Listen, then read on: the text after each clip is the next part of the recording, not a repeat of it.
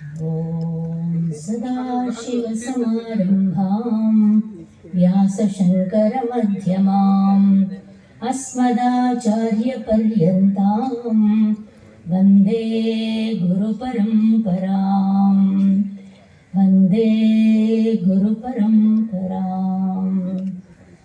సర్వేశ్వరుడైనటువంటి పరమేశ్వరునికి నా యొక్క గురు పరంపరకు హృదయపూర్వక ప్రణామాలు అర్పిస్తూ, అలాగే ఈ సభ అధ్యక్షులైనటువంటి పూజ్యశ్రీ పరమాత్మానందగిరి స్వాముల వారికి, మిగతా వారందరికీ కూడా నా యొక్క హృదయపూర్వక ప్రణామాలు అర్పిస్తూ, ఇక్కడ విచ్చేసిన మీ అందరికీ నా యొక్క ఓం నమో నారాయణాయ స్మృతులు. హరి ఓం. నేను ఈరోజు భగవద్గీత 2వ అధ్యాయంలో 47వ శ్లోకం గురించి వివరించడానికి ప్రయత్నం చేస్తున్నాను. ఎవరి దగ్గర నా భగవద్గీత పుస్తకం ఉంటే 2వ అధ్యాయం 47వ శ్లోకం చూడండి. కర్మణ్యేవాధికారస్తే మా ఫలేషు కదాచన మా కర్మ ఫలహేతుర్భూః మా తే సంగోస్త్వ కర్మణి. కర్మణి ఏవ అధికారః, కర్మలు చేయడంలో మాత్రమే మీకు అధికారం ఉన్నది. ఓకే, కర్మణి ఏవ అధికారః, కర్మలు చేయడంలో మాత్రమే మీకు అధికారం ఉంది. మా ఫలేషు కదాచన, ఫలంలో అధికారం పెట్టుకోవద్దు అన్నారు, లేదు అనలేదు. సో కర్మణి అంటే ఏమిటి? ఏం కర్మలు? మీరందరూ వ్యాపారాలు చేస్తున్నారు, ఏదేదో ఎమ్మెల్యేలు ఎమ్మెల్సీలు, ఈ విధంగా అనేకమైనటువంటి పదవులు ఉన్నాయి. ఇవన్నీ నా కర్మలంటే కాదు, మనకి వేదం చెప్పినటువంటి కర్మలు. ఏమిటి ఆ కర్మలు అని అంటే, కామ్య కర్మలు, కోరికతో చేసేటువంటి కర్మలు. నిషిద్ధ కర్మలు, చెయ్యొద్దు అని చెప్పింది కొన్ని కర్మల్ని. తర్వాత ప్రాయశ్చిత్త కర్మలు. ప్రాయశ్చిత్తం అంటే మనం ఏదైనా తప్పు చేస్తే దానికి పరిహారం ఇప్పుడు చేసుకున్నట్లయితే మనకి అది అనుభవించేటువంటి అవకాశం ఉండదు, అది నల్లిఫై అయిపోతుంది. ఈ విధంగా ప్రాయశ్చిత్త కర్మలు. ఇకపోతే నిత్య కర్మలు, నైమిత్తిక కర్మలు. మొత్తం 5 కర్మలు వేదం చెప్పింది. మొదటిదేమిటి? కామ్య కర్మలు. కామ్య కర్మలు అంటే మనకి ఏమన్నా కావాలి అని అంటే మన ప్రారంభంలో లేని దాన్ని మనం సంపాదించుకోవచ్చు అని మొదటి భాగమైనటువంటి వేదం చెప్పింది. దాన్ని పూర్వభాగం అంటారు. అందులో అనేకమైనటువంటి కోరికలకి అనేకమైనటువంటి ఏం చేసుకోవాలి అవన్నీ కూడా చెప్పింది. ఫర్ ఎగ్జాంపుల్, మీకు పిల్లలు లేరనుకోండి, నా కర్మ పిల్లలు లేరే అని బాధపడక్కర్లేదు. ఎందుకని? నా ప్రారంభంలో లేదు, పిల్లలు అనేటువంటిది లేదు, పిల్లలు పుట్టడం అనేటువంటిది. అలాంటప్పుడు బాధపడుతూ కూర్చోక్కర్లేదు. మీరు పుత్రకామేష్టి యాగం చేసుకుంటే తప్పకుండా పిల్లలు పుడతారు అని. మనకి రాముల వారు అలా పుట్టినటువంటి వాళ్ళే కదా.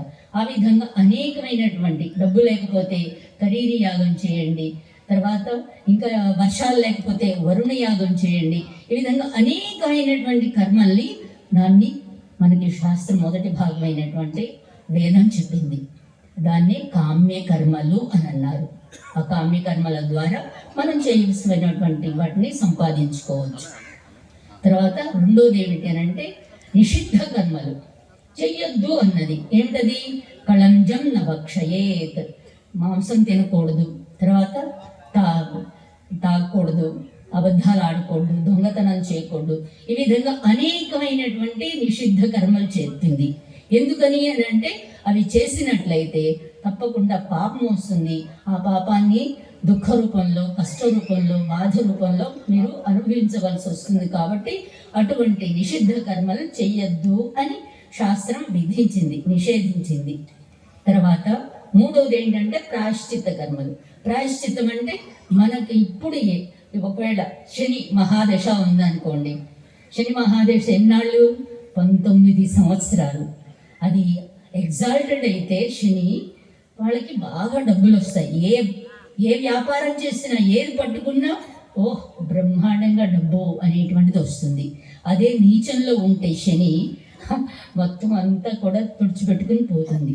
అందుకని చాలా గట్టిగా చెప్పింది. 19 సంవత్సరాలు శని ఉంటే, ఈ విధంగా దోషం ఉంటే దానికి తగ్గట్లుగా మీరు ఆ శనేశ్వరుడికి, శనీశ్వరుడు కాదండి, శనేశ్వరుడికి మీరు శివుడికి అనమాట, శివునికి తప్పకుండా అభిషేకాలు చేయండి. నూనెతో అభిషేకం, పంచామృతంతో అభిషేకం, తర్వాత ఆయనకి బెల్లం ఇవ్వడం, నువ్వులు ఇవ్వడం, ఈ విధంగా నువ్వులతోనే అభిషేకం చేయండి అని ఈ విధంగా అనేకమైనటువంటిది మనకి చెప్పింది శాస్త్రం.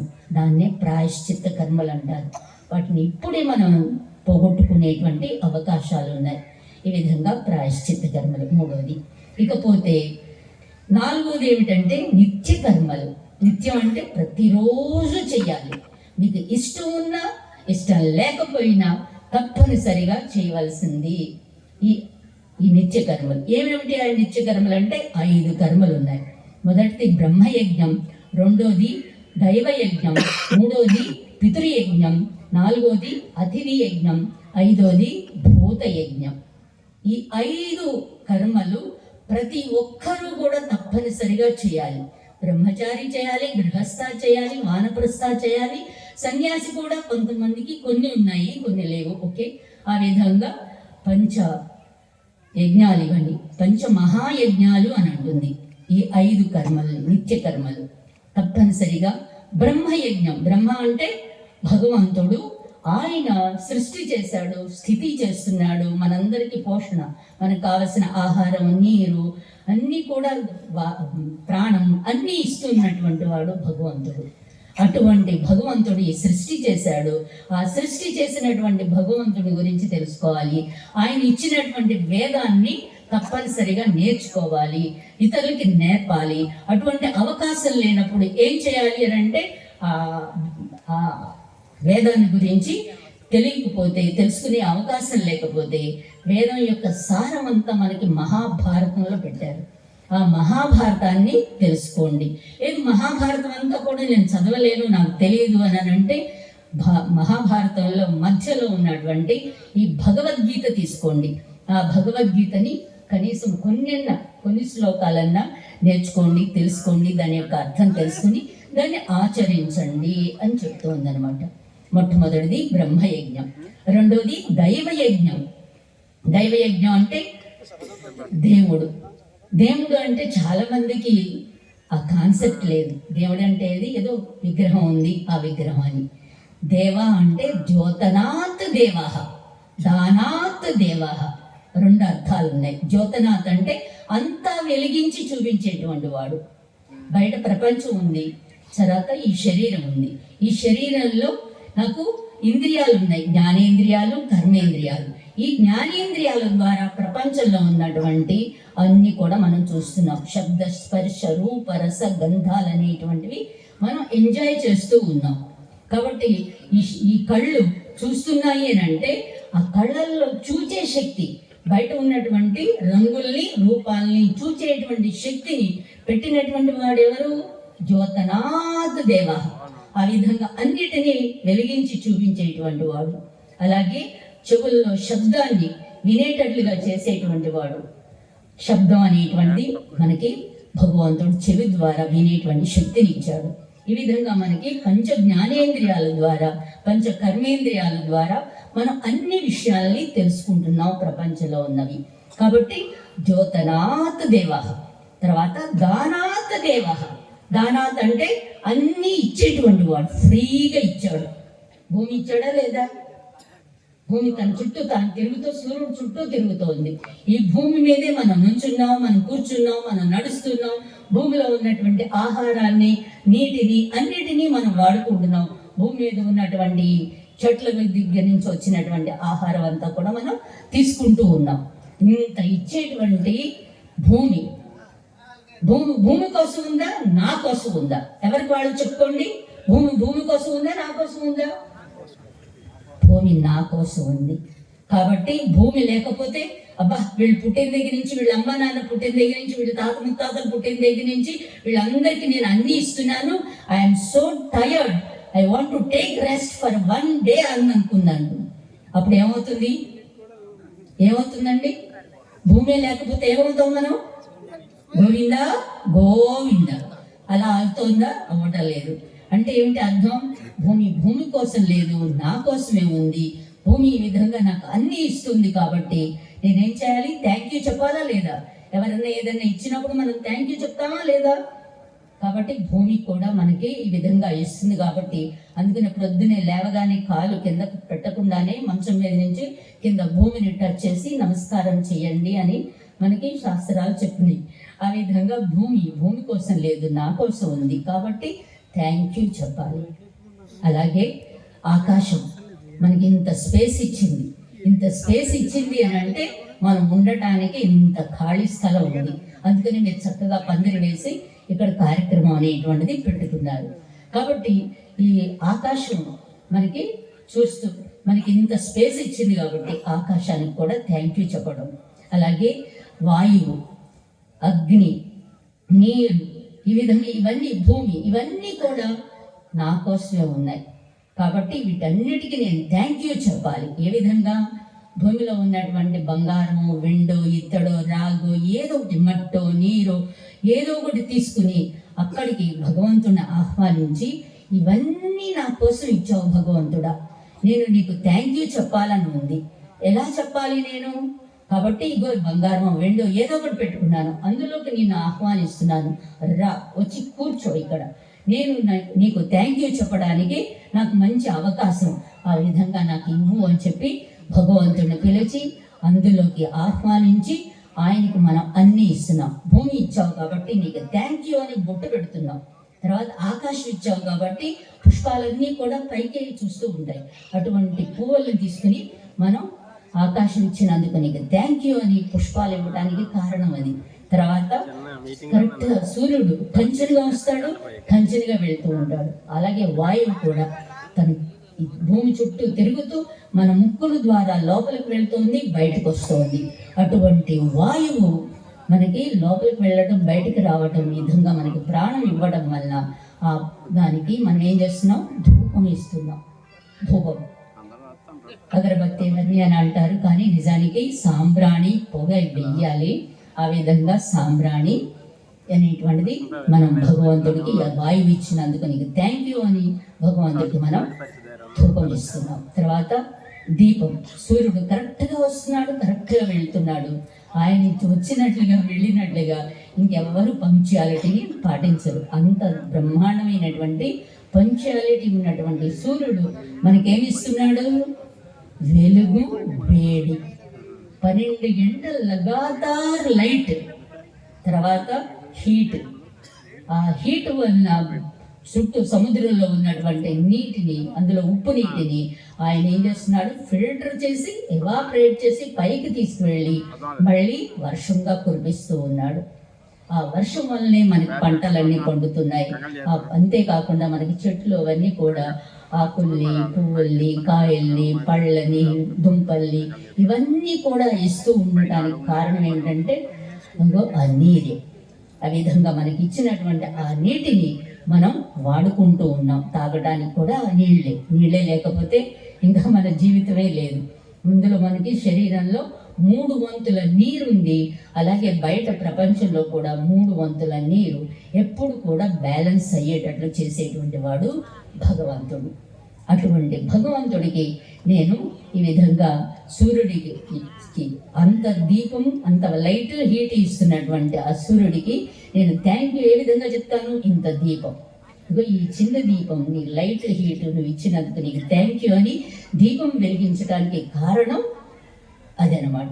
సూర్యుడికి మనం థ్యాంక్ యూ చెప్పడం. అంతేకాకుండా రోజు కూడా అర్ఘ్యం ఇవ్వాలి. ఎందుకంటే లేవగానే స్నానం అది చేసి అన్ని కాలకృత్యాలు తీర్చుకున్న తర్వాత ఈ నీళ్లు నువ్వు ఇచ్చావు భగవంతుడా, నీకు థ్యాంక్ యూ అని చెప్పి మనం నీళ్ళని ఇవ్వటానికి కారణం అని అర్ఘ్యం అని అంటారు. ఓకే, ఆ విధంగా తప్పనిసరిగా ఇవ్వాలి థ్యాంక్ యూ చెప్పడం. సో అలా థ్యాంక్ యూ అయిపోయింది. సూర్యుడికి ప్రకారం మనం దీపం ఇచ్చాం. ఇంకా మిగిలింది ఏమిటి? నీరు కదా. ఆ నీటి వల్లనే మనం ఆహారం వండి ఆయనకి మనం తింటూ ఉన్నాం. మనం ఏదైతే తినాలని, తాగాలని తయారు చేసుకున్నామో దాన్ని భగవంతుడికి నివేదించి ఇవన్నీ నువ్వు ఇచ్చినవి కాబట్టి నీకు థ్యాంక్ యూ భగవాన్ అని చెప్పి ఆయనకి థ్యాంక్స్ చెప్పి మనం తీసుకున్నట్లయితే ఆయనకి పెడితేనేమో అది నైవేద్యమైంది. మనం తీసుకుంటే ఏమైంది? అది ప్రసాదం. అర్థమైందండి? ప్రసాదే సర్వ దుఃఖానాం హానిరస్యోపజాయతే. ఈ విధంగా ఎవరైతే ప్రసాద బుద్ధితో ప్రతిదీ తీసుకుంటారో వాళ్ళకి ఈ విధంగామైనటువంటి పాపాలన్నీ కూడా పోయేటువంటి అవకాశం ఉంది అని భగవంతుడు మనకి ఈ విధంగా పంచమహాభూతాలను ఇచ్చావు కాబట్టి నీకు థ్యాంక్ యూ అని చెప్పి మనం పూజ చేయడానికి కారణం అది. సో బ్రహ్మయజ్ఞం, తర్వాత దైవయజ్ఞం అయిపోయిన తర్వాత పితృయజ్ఞం. పితృయజ్ఞం అంటే మనకి ఈ జీవితం ఇచ్చినటువంటి తల్లిదండ్రులు, మనకి చదువు, సంస్కారం, తర్వాత మనకు ఆస్తులు పాస్తులు అన్నీ కూడా ఇచ్చినటువంటి అటువంటి తల్లిదండ్రుల్ని మనం చూసుకోవాల్సినటువంటి డ్యూటీ, కర్తవ్యం, బాధ్యత మనది. కాబట్టి అటువంటి తల్లిదండ్రులు వాళ్ళు వెళ్ళిపోతే మళ్ళీ వాళ్ళకి పిండం తర్పణం అనేటువంటిది తప్పనిసరిగా ఇవ్వాలి. అవి వెళ్తాయా లేదా అని కాదు, మనం థ్యాంక్స్ గివింగ్ సెరమనీనే ఇదంతా కూడా. సో ఆ విధంగా పితృయజ్ఞం. తర్వాత 4వది ఏంటంటే అతిథి యజ్ఞం. అతిథి అంటే మనం ఎవరింటికన్నా వెళ్ళినప్పుడు మనకి ఏ అవసరాలు ఉంటాయో ఆ అవసరాలని వాళ్ళు మనకి ఇచ్చినట్లయితే దాన్ని అతిథి చేసినటువంటి. అట్లాగే మన ఇంటికి వచ్చినప్పుడు ఎవరైనా వస్తే వాళ్ళకు కూడా మనం వాళ్ళకు కావలసినటువంటి అవసరాలు మనం ఇచ్చినట్లయితే అది అతిథి యజ్ఞం. అంతేకాకుండా మనకు ఉన్నదాన్ని, ఎక్స్ట్రా ఉన్నదాన్ని మిగతా వాళ్ళతో కలిసి పంచుకోవడం అనేటువంటిది మంచి బ్రహ్మాండమైనటువంటి సోషలిస్టిక్ కమ్యూనిస్ట్ సొసైటీ అన్నమాట మనది. అటువంటి సొసైటీ ఇప్పుడు తగ్గిపోయింది అనుకోండి కొద్దిగా, కానీ తగ్గిపోతే ఇప్పుడు ఈ విధమైనటువంటి కార్యక్రమం జరిగే అవకాశం లేదు. మీరందరూ కూడా ఈ విధంగా ఇటువంటి కార్యక్రమాన్ని పెట్టారంటే ఎంతో దానం చేస్తేనే ఇటువంటి కార్యక్రమం జరుగుతోంది. కాబట్టి దీన్ని అతిథి యజ్ఞం అంటే మనం అందరికీ కూడా అన్నదానం, గోదానం, భూదానం, వస్త్రదానం, హిరణ్యదానం, ఆ విధంగా అనేకమైనటువంటి దానాలన్నీ కూడా అతిథి యజ్ఞం కింద వస్తాయి. చివరిది ఏమిటి అంటే భూత యజ్ఞం. భూతాలంటే మనతో ఉన్నటువంటి పశు, పక్షి, క్రిమి కీటకాలకి, చెట్లకి, వీటన్నిటికి కూడా మనం ఆహారం ఇవ్వాలి. దాన్ని భూత యజ్ఞం అని అంటారు. ప్రొద్దునే లేవగానే బయట వాకిలి ఊడ్చి తర్వాత కళ్ళాపు చల్లి తర్వాత ముగ్గు వేస్తారు. ముగ్గు దేంతో వేయాలి? ముగ్గు బియ్యపిండితో. దేనికి పక్షులకి, తర్వాత చీమలకి, వాటన్నిటికీ కూడా ఆహారం. వాటికి అక్కడ దొరికితే ఆహారం దొరికితే, బయటే గుమ్మం దగ్గర ఆహారం దొరికితే మీ ఇంట్లో పంచదార డబ్బా దగ్గరికి, బెల్లం డబ్బా దగ్గరికి, బియ్యం డబ్బా దగ్గరికి వచ్చే అవకాశమే లేదు. కాబట్టి ఈ విధంగా మనం మొట్టమొదట భూత యజ్ఞంతో స్టార్ట్ అవుతుంది మన ఇల్లు. ఆ విధమైనటువంటి సంస్కారం మనకి శాస్త్రం ఇచ్చింది. ఈ విధంగా పంచమహాయజ్ఞాలు అనేటువంటివి తప్పనిసరిగా చేయాలి అని. సో దీంట్లో దైవయజ్ఞం అనేది మనం చెప్పుకుందాం. దైవయజ్ఞం నిత్యకర్మ. ఇది నిత్యకర్మ అనేటువంటి దాంట్లో ఈ దైవయజ్ఞం అనేటువంటిది వస్తుంది. సో ఈ విధమైనటువంటి నిత్యకర్మ అయిపోయింది. దాని తర్వాత ఇంకా ఏమిటి అని అంటే నైమిత్తిక కర్మలు. నైమిత్తిక అని అంటే ఏదో ఒక కారణం. ఏం కారణం అది అని అంటే పండగలన్నీ కూడా ఒక కారణంతో వస్తాయి. అలాగే మనం పుట్టిన దగ్గర నుంచి చనిపోయేంత వరకు షోడశ సంస్కారాలని ఉన్నాయి. ఆ షోడశ సంస్కారాలు కూడా నైమిత్తిక కర్మల కింద వస్తాయి. కాబట్టి ఆ షోడశ సంస్కారాలు కూడా పుట్టినప్పుడు, తర్వాత చనిపోయినప్పుడు, పెళ్ళి, ఇవన్నీ కూడా షోడశ సంస్కారాలు అనేటువంటివి ఉన్నాయి. కాబట్టి వాటిని కూడా చేసుకోవడం. నిత్య కర్మలు, నైమిత్తిక కర్మలు అనేటువంటివి తప్పనిసరిగా చేయాలి, మీకు ఇష్టం ఉన్నా ఇష్టం లేకపోయినా. అందుకని ఇక్కడ కర్మణి అనేటువంటి దానికి మనం ఈ అర్థాలు చెప్పుకుందాం. కర్మణి ఏవ అధికారః. అధికారం అంటే ఏమిటి మీనింగ్? అధికారం అంటే నేను ఇప్పుడు మీ అందరికీ ఒక పని చెప్తాను, ఓకే? మీరు అందరూ చేయాలి. అందరూ చప్పట్లు కొట్టండి. సో కొంతమంది కొట్టారు, కొంతమంది కొట్టలా, ఇలాగే నుంచున్నారు. ఏమిటి నేను చెప్తే మీరు చేయాలని ఏమైనా రూల్ ఉందా? కొంతమంది చక్కగా మాట్లాడి చెప్పారు కాబట్టి అభిమానంతో కొట్టారు. కొంతమంది కొట్టలేదు. అందులో ఈ లైన్లో వెనక్కి వచ్చిన వాళ్ళు అస్సలు కొట్టలేదు. ఎందుకని అంటే మీరు చెయ్యొచ్చు, లేదా మానేయచ్చు, లేదా వేరే విధంగా చేయొచ్చు. మీకు అధికారం అంటే అది. అధికారం అంటే అర్థమైందండి? మీరు do it, don't do it, do it differently. ఈ విధమైనటువంటి 3 అర్థాలు అనేటువంటివి మనకి శాస్త్రం చెప్పింది. కాబట్టి మీరు చెయ్యొచ్చు. మొదట కామ్య కర్మల్ని మీరు చేసుకోండి, లేదా మానేయండి, లేదా వేరే విధంగా చేసుకోండి. తర్వాత నిషిద్ధ కర్మలు మీరు చెయ్యొద్దు, లేదా చేసుకోండి, లేదా వేరే విధంగా చేసుకోండి, మీకు అధికారం ఉంది. తర్వాత ప్రాయశ్చిత్త కర్మలు మీరు చేసుకోండి, లేదా మానేయండి, వేరే విధంగా చేసుకోండి, మీకు అధికారం ఉంది. కానీ నిత్య కర్మలు, నైమిత్తిక కర్మలు మీరు వేరే విధంగా చేసుకోవడానికి కానీ, మానేయటానికి కానీ, చేయకుండా చేసుకోవడానికి కానీ మీ ఇష్టం అని లేదు. ఇక్కడ తప్పనిసరిగా చేయవలసింది. నిత్య కర్మ, నైమిత్తిక కర్మకి తప్పనిసరిగా చేయాలని శాస్త్రం విధించింది. కాబట్టి ఎందుకంటే ఈ 5 కర్మలు చేసినట్లయితే మనం రోజు చేసేటువంటి పాపాలు 5 రకాల పాపాలు మనకు వస్తున్నాయి. ఏమిటవి? నడిచినప్పుడు, ఊడ్చినప్పుడు, తర్వాత లైట్లు వేసినప్పుడు, పొయ్యి వెలిగించినప్పుడు, తర్వాత పప్పులు అవన్నీ కడిగినప్పుడు, తర్వాత నీళ్లు వాడినప్పుడు, ఈ విధంగా 5 రకాలుగా మనం కర్మలు చేస్తూ ఉంటాం. ఆ 5 కర్మల ప్రకారం మనకి ప్రతిరోజు ఆ పాపాలన్నీ కూడా మన అకౌంట్లో పడతాయి. ఆ అకౌంట్లో పడినప్పుడు పాపం కాస్త పెరిగిపోతూ ఉంటుంది. అందువల్ల ఆ పాపాలు పోవాలంటే ఈ నిత్య కర్మలు, నైమిత్తిక కర్మలు అనేటువంటివి తప్పనిసరిగా చేయాలని చెప్పి మనకి శాస్త్రం గట్టిగా విధించింది.